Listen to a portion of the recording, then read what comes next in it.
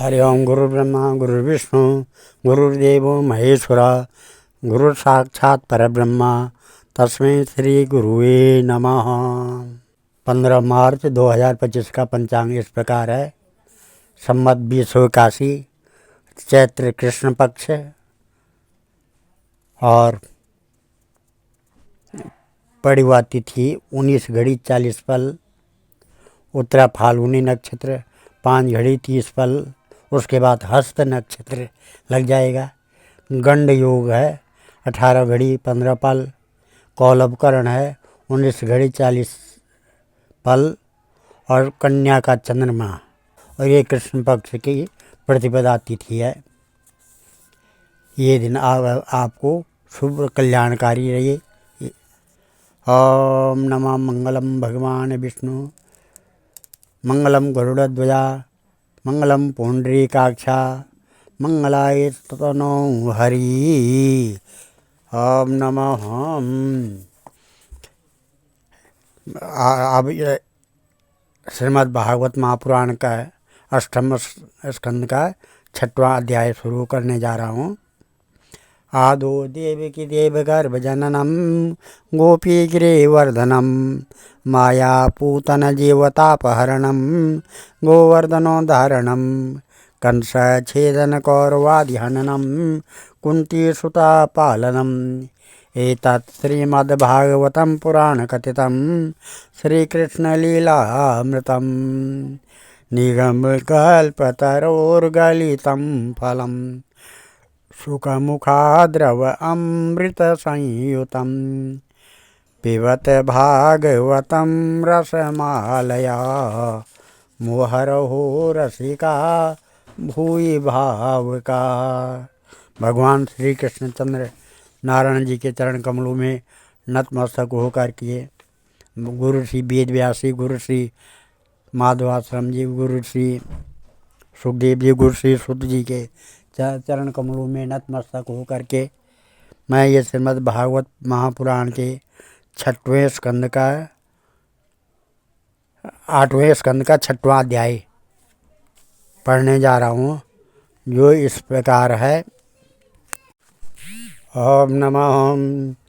श्री शुकवाच। आज का प्रसंग है देवताओं और दैत्यों का मिलकर समुद्र मंथन के लिए उद्योग करना। श्री शुकवाच। एवं स्तुता सुरे गणैर्भगवान् हरिरीश्वर तेषामाविर्भूत राजन् सहस्रार्को दद्युति तेनैव महसा सर्वे देवा प्रतिहते क्षणा नापस्वान्खं दिशं क्षोणिरात्मनां च कुतो विभुं विरञ्च भगवान् दृष्ट्वा स सर्वेण तां तनुं स्वच्छं मरकतश्यामं कञ्जगर्भारुणैक्षणां तप्त हेमावदातेन लसत्कोशे वसाससा प्रसन्नचारु सर्वांगी सुमुखीं सुन्दरभ्रुवं महामणिकिरीटेन केयूराभ्यां च भूषितां कर्णाभरणनिर्वाता कपोला श्रीमुखाम्बुजां काञ्चे कलापवलया हारनूपुरशोभितां कौस्तुभाभरणं लक्ष्मीं बिभ्रतिं वनमालिनीं सुदर्शनादिभिः स्वास्थ्यैर्मूर्तिर्मद्भिरूपासितां तुष्टावदेवप्रवर संसर्वापुरुषं परं सर्वामरगणे साकं सर्वांगायैर्वनिं गते। श्री सुखदेव जी कहते हैं,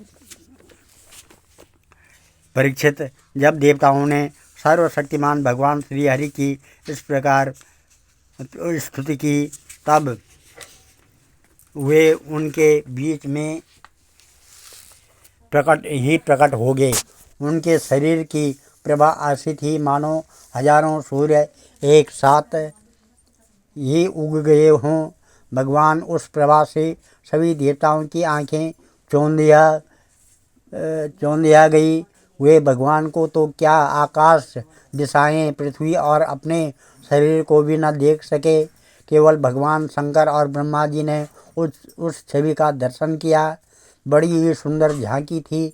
मरकतमणि पन्ने के समान स्वच्छ श्यामल शरीर, कमल के भीतरी भाग के समान सुकुमार, नेत्रों में लाल लाल डोरियां और चमकते हुए सुनहरे रंग का रेशमी पीताम्बर, सर्वांग सुंदर शरीर के रोम रोम से प्रसन्नता फूटी पड़ती थी। धनुष के समान टेढ़ी भुएं और बड़ा ही सुंदर मुख, सिर पर महामणिमय किरीट और भुजाओं में बाजूबंद, कानों के झलकते हुए कुंडलों की चमक पड़ने से कपोल और भी सुंदर हो उठते थे, जिससे मुखमंडल खिल उठता था। कमर में करधनी लड़ियां, हाथों में कंगन, गले में हार और चरणों में नूपुर शोभायमान थे। वक्षस्थल पर लक्ष्मी और गले में कौस्तुभ मणि तथा बनमाला सुशोभित थी। भगवान के निज शस्त्र सुदर्शन चक्र आदि मूर्तिमान होकर उनकी सेवा कर रहे थे। सभी देवताओं ने पृथ्वी पर गिरकर साष्टांग प्रणाम किया। फिर सारे देवताओं को साथ लिए शंकर जी तथा ब्रह्मा जी परम पुरुष भगवान की स्तुति करने लगे, जो इस प्रकार है। अजात जन्म स्थिति संयमाया गुणाय निर्वाण सुखान्वाया अणोरणीं परिगण्यताम्ने महानुभावाय नमो नमस्ते। रूपं तवे तत्पुरुषवर्षबीजं श्रेयोर्थिभिर्वैर्दिकतान्त्रिकेण योगेन दाता सनस्त्रिलोकान् पश्याम्यमुस्मिन् विश्वमूर्ते। त्वयग्र आसीत् त्वयि मध्य आसीत् त्वयन्त आसीदिदम् अन्त्रतन्त्रे। तमादिरन्तो जगतस्य मध्यं घटस्य मृत्सेव परस्मात्। त्वं मायया आत्मश्रेया स्वेदं निर्माय विश्वं तदनुप्रविष्टा। पश्यन्ति युक्ता मनसा मनीषिणो गुरव्यवायेऽप्य गुणं विपश्चिता। यथाग्निमेध्यस्मृतं च गोषु भुवन्न अम्बुद्यमने च वृत्तिं। योगैर्मनुष्या अधियन्ति हि त्वं गुणेषु बुद्ध्या कवयो वदन्ति। तं त्वां वयं नाथ समुज्जिहानं सरोजना भाति चिरेक्षितार्थं। दृष्ट्वा गता निवृत्तिमद्य सर्वे गजादवार्ता इव गङ्गमम्ब। सा त्वं विदस्त्वाखिललोकपाला वयं यदर्थास्तव पादमूलं। समागतास्ते वैरन्तरात्मन् किं वान्यविज्ञाप्यं शेषसाक्षिणा। अहं गिरित्रस्य सुरादयो ये दक्षादयो अग्रेरिवो गेतवस्ति। किं वा विदामेश पृथिग्विभाता विदस्वसं नो द्विदेव मंत्रम। श्री शुकोवाच एवं विरिञ्चादिविदितस्तदा विज्ञायतेऽहं हृदयं तथैव।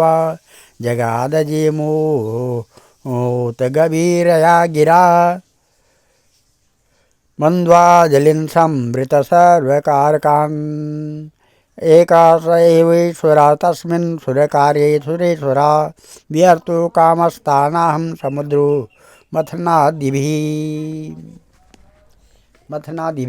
ब्रह्मा जी ने कहा, जो जन्म स्थिति और प्रलय से कोई संबंध नहीं रखते, जो प्राकृतिक गुणों से रहित एवं मोक्ष स्वरूप परमानंद के महान समुद्र हैं, जो सूक्ष्म से भी सूक्ष्म है और जिनका स्वरूप अनंत है, उन परम ऐश्वर्यशाली प्रभु को हम लोग बार बार नमस्कार करते हैं।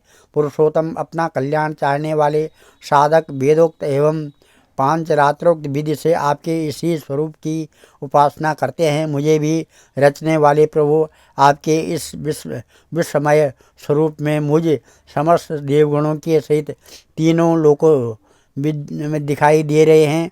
आप में ही पहले ही यह जगत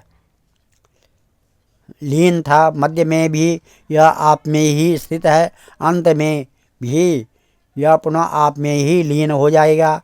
आप स्वयं कार्य कारण से परे परम स्वतंत्र हैं। आप ही इस जगत के आदि अंत और मध्य हैं। वैसे ही जैसे घड़े का आदि मध्य और अंत मिट्टी है, आप अपने ही आश्रय रहने वाले अपनी माया से इस संसार की रचना करते और इसमें फिर से प्रवेश करके अंतर्यामी के रूप में विराजमान होते हैं। इसीलिए विवेकी और शास्त्रज्ञ पुरुष बड़ी सावधानी से अपने मन को एकाग्र करके इन गुणों की विषयों की भीड़ में भी आपके निर्गुण स्वरूप का ही साक्षात्कार करते हैं। जैसे मनुष्य युक्ति के द्वारा लकड़ी से आग, गौ से अमृत के समान, दूध पी, पृथ्वी से अन्न तथा जल और व्यापार से अपनी आजीविका प्राप्त कर लेते हैं, वैसे ही विवेकी पुरुष भी अपने शुद्ध बुद्धि से भक्ति योग, ज्ञान योग आदि के द्वारा आपको इन विषयों में ही प्राप्त कर लेते हैं और अपनी अनुभूति के अनुसार आपका वर्णन भी करते हैं। कमलनाभ जिस प्रकार दावाग्नि से झुलसता हुआ हाथी गंगा जल में डुबकी लगाकर सुख और शांति का अनुभव करने लगता है, वैसे ही आपके आविर्भाव से हम लोग परम सुखी और शांत हो गए हैं। स्वामी, हम लोग बहुत दिनों से आपके दर्शनों के लिए अत्यंत लालायित हो रहे थे। आप ही हमारे बाहर और भीतर के आत्मा हैं।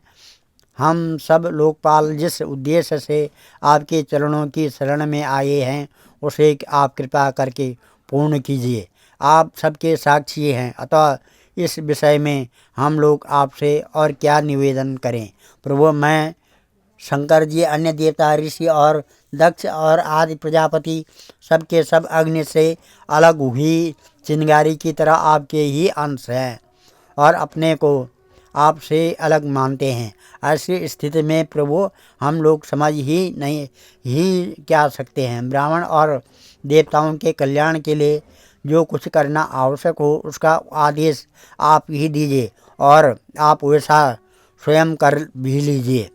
श्री सुखदेव जी कहते हैं, ब्रह्मा आदि देवताओं ने इस प्रकार स्तुति करके अपनी सारी इंद्रियां रोक लीं और सब बड़ी सावधानी के साथ हाथ जोड़कर खड़े हो गए। उनकी स्तुति सुनकर और उसी प्रकार उनके हृदय की बात जानकर भगवान मेघ के समान गंभीर वाणी से बोले। परीक्षित सुखदेव जी कहते हैं कि परीक्षित, समस्त देवताओं के तथा जगत के एकमात्र स्वामी भगवान अकेले ही उनका सब कार्य करने में समर्थ थे। फिर भी समुद्र मंथन आदि लीलाओं के द्वारा विहार करने की इच्छा से वे देवताओं को संबोधित करके इस प्रकार कहने लगे। श्री भगवान ने कहा, हंता ब्रह्माणवो शंभो हे देवा मम भाषितं शृणुता वा यथा सर्वे श्रेयो वा स्याद यथा सुरा यात दानवदैत्यैस्तावत् संधिर्विधिर्यतां कालेनानुगृहीतैस्तैर्यावद्वो भव आत्मनः अर्योपि हि संदेया सति कार्यार्थ गौरवे आहे मूषक वद देवा हार्थस्य पदवीं गते अमृतोत्पादने यत्न क्रियतामविलंबितां यस्यापि तस्य वै जन्तुर्मृत्युर्ग्रस्तो अमरो भवेत् क्षिप्ता क्षीरो दधो सर्वा विरुतृण लत औषधिः मंथानं मंदरं कृत्वा नेत्रं कृत्वा तो वासुकिं सा येन मया देवा निर्बन्धा ध्वमतान्द्रिता क्लेश भाजो भविष्यन्ति दैत्यायूयं फलग्राहा यूयं तदमोदध्वं यदिच्छन्त्यासुरासुरा न संवरेण सिद्ध्यन्ति सर्वे अर्थासात् यथा न भवेतव्यं कालकूटाद् विषा जलधि संभवात् लोभकार्यो न वो जातु रोष कामस्तु वस्तुषु। श्री भगवान कहते हैं,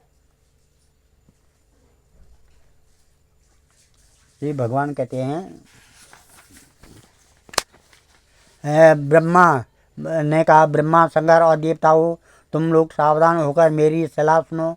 तुम्हारे कल्याण का यही उपाय है। इस समय असुरों पर काल की कृपा है, इसलिए जब तक तुम्हारे अभ्युदय और उन्नति का समय नहीं आता तब तक तुम दैत्य और दानवों के पास जाकर उनसे संधि कर लो। देवताओं कोई बड़ा कार्य करना हो तो शत्रुओं से भी मेल मिलाप कर लेना चाहिए। यह बात अवश्य है कि काम बन जाने पर उनके साथ सांप और चूहे वाला बर्ताव कर सकते हैं। तुम लोग बिना विलंब के अमृत निकालने का प्रयत्न करो। उसे पी लेने पर मरने वाला प्राणी भी अमर हो जाता है। पहले क्षीर सागर में सब प्रकार के घास, तिनके, लताएं और औषधियाँ डाल दो। फिर तुम लोग मंदराचल की मथानी और वायु की नाग की नेति बनाकर मेरी सहायता से समुद्र का मंथन करो। अब आलस्य और प्रमाद का समय नहीं है। देवताओं विश्वास रखो। दैत्यों को तो मिलेगा केवल श्रम और क्लेश, परंतु फल मिलेगा तुम्हीं लोगों को। देवताओं तो असुर लोग तुमसे जो जो चाहें सब स्वीकार कर लो। शांति से सब काम बन जाते हैं। क्रोध करने से कुछ नहीं होता है। पहले समुद्र से कालकूट विष निकलेगा, उससे डरना नहीं। और किसी भी वस्तु के लिए कभी भी लोभ न करना। पहले तो किसी वस्तु की कामना ही नहीं करनी चाहिए, परंतु यदि कामना हो और वह पूरी न हो तो क्रोध तो करना ही नहीं चाहिए। श्री सुखदेव जी कहते हैं, इदम देवा समादिश्य भगवान पुरुषोत्तम तेषम अंतर्दधे राजन स्वच्छंदागतरेश्वरा अत तस्मै भगवते नमस्कृत्या पितामह भवस्य जगमतो स्वं स्वं धामोपेयुर्बलिं सुरा दृष्ट्वारिणप्यसंयाता जातं शोभान् सुनायकान् न सेददैतराट् श्लोक्या संधि विग्रह कालवित ते वैरोचनीमासीनं गुप्तं चासुरयूथपे श्रियापनमया जुष्टं जिताशेषम् उपागमन् महेन्द्रोऽश्लक्षणया वाचा शान्तयित्वा महामती अव्यभाषत तत्सर्वं शिक्षितं पुरुषोत्तमात् ततो रोचत दैत्यस्य तत्रान्ये योऽसुराधिपा सम्रो अरिष्टनेमिश्च ये च त्रिपुरवासिनः ततो देवासुरा कृत्वा संविदं कृतसौहृदा उद्यमं परमं चक्रुरमृतार्थे परम तपः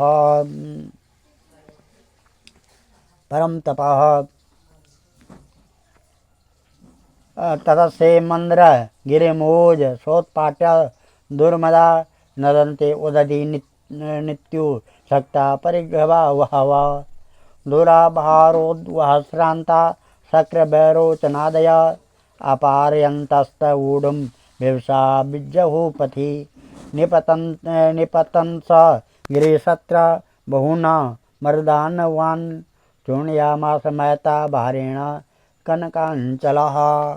श्री सुखदेव जी कहते हैं कि परीक्षित देवताओं को यह आदेश देकर पुरुषोत्तम भगवान उनके बीच में ही अंतर्ध्यान हो गए।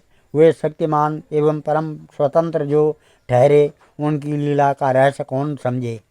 उनके चले जाने पर ब्रह्मा और शंकर ने फिर से भगवान को नमस्कार किया और वे अपने अपने लोकों को चले गए। तदंतर इंद्रादि देवता राजा बलि के पास गए। देवताओं को बिना अस्त्र शस्त्र के सामने आते देख दैत्य सेनापतियों के मन में बड़ा क्षोभ हुआ। उन्होंने देवताओं को पकड़ लेना चाहा, परंतु दैत्यराज बलि संधि और विरोध के अवसर को जानने वाले एवं पवित्र कीर्ति से संपन्न थे। उन्होंने दैत्यों को वैसा करने से रोक दिया। इसके बाद देवता लोग बलि के पास पहुँचे। बलि ने तीनों लोगों को जीत लिया था। वे समस्त संपत्तियों से सेवित एवं असुर सेनापतियों से सुरक्षित होकर अपने राज सिंहासन पर बैठे हुए थे। बुद्धिमान इंद्र ने बड़ी मधुर वाणी से समझाते हुए राजा बलि से वे सब बातें कही जिनकी शिक्षा स्वयं भगवान ने उन्हें दी थी। वह बात दैत्यराज बलि को जंच गई। वहाँ बैठे हुए दूसरे सेनापति संबर, अरिष्टनेमि और त्रिपुर निवासी असुरों को भी यह बात बहुत अच्छी लगी।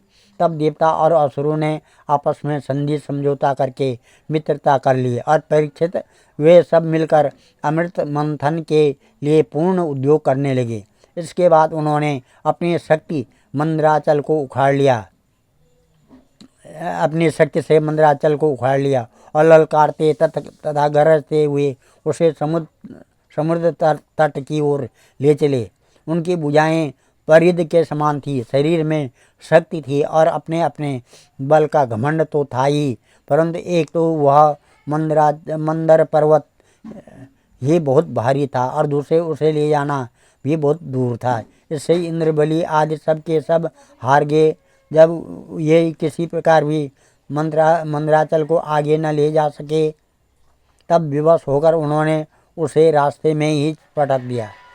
वह सोने का पर्वत मंदराचल बड़ा भारी था।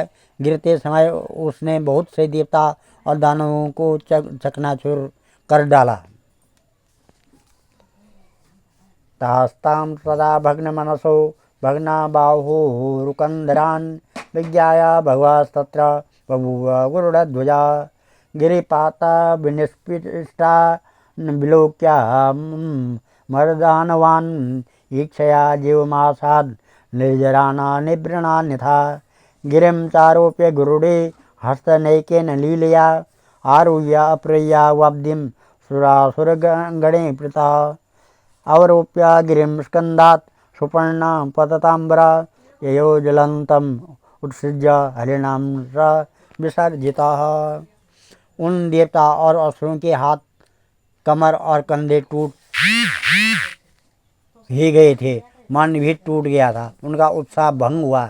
देखकर गरुड़ पर चढ़े हुए भगवान सहसा वहीं प्रकट हो गए। उन्होंने देखा कि